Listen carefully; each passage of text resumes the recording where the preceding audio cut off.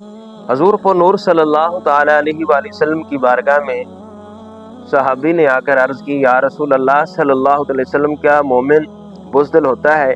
میرے محبوب علیہ السلام فرمایا کہ ہاں، مومن بزدل ہو سکتا ہے۔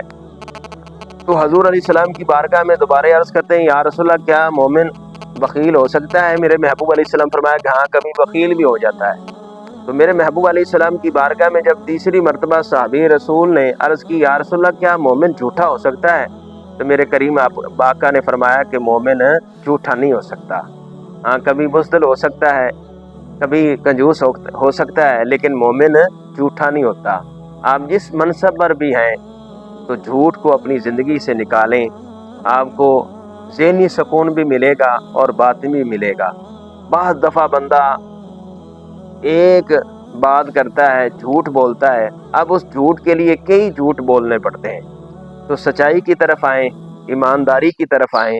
اللہ تعالیٰ کی بارگاہ میں دعا ہے کہ خالق کائنات عمل کرنے کی توفیق عطا فرمائے۔